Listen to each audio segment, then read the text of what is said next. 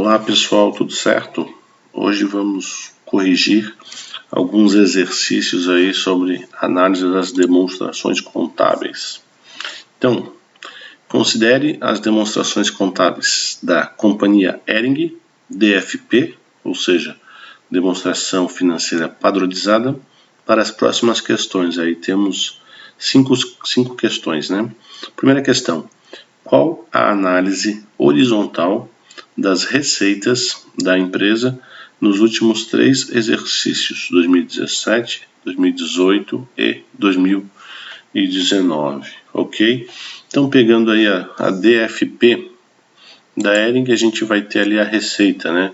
Receita 2017 é 1 bilhão 562 milhões, receita de 2018 1 bilhão 539 milhões, teve uma queda, e receita 2019, 1 bilhão 549 milhões, ou seja, subiu em relação a 2018, mas caiu em relação a 2017. Então, como é que é a análise horizontal, né? Sempre o primeiro ano aqui vai ser o nosso ano base, 100%, certo? Não tem nenhuma variação, 100%. Daí eu vou calcular 2018 em relação ao ano anterior. Então, eu pego a receita 2018, divido pela receita 2017 e multiplico por 100 para chegar no percentual, né?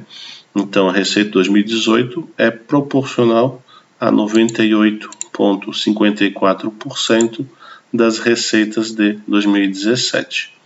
Se eu fizer isso menos 100%, né, ou menos 1, no valor absoluto, vou ver que foi uma queda de 1,46%. Então, teve uma queda, mas não é uma queda tão expressiva. Agora 2019, mesma coisa, sempre pegar o ano base, então vou pegar aqui 1.549.000, dividir por 1.562.000 e multiplicar por 100. Então eu chego aqui, a receita de 2019 ela é proporcional a 99,16% às receitas do ano base. Então também caiu um pouquinho e pela subtração eu descubro que teve uma queda de 0,84%. Então menos de 1% aí, 2019 em relação a 2018. É praticamente estável, né, a receita, mas com pequenas quedas aí, o que não é positivo, ok? Questão 2. Qual a importância da análise horizontal? Então, como a gente pode perceber aqui, análise horizontal eu pego a mesma conta ao longo dos anos. Então eu consigo ver a evolução dessa conta, se ela é positiva ou se ela é negativa, essa evolução. E também eu consigo contextualizar esse número. Por exemplo, se eu olho aqui, né, de 2017 para 2018 teve uma queda de mais de 20 milhões, né? E esses mais de 20 milhões, eles são significativos ou não são significativos? Então, fica difícil interpretar. Se eu olho proporcionalmente, eu posso dizer assim, não, caiu mais de 20 milhões, mas é equivalente a 1,46% só de queda. Então, eu vejo que não é tão significativo assim. Eu começo a interpretar melhor esses números.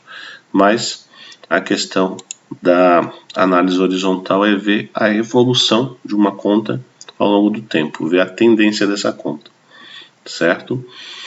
Questão 3.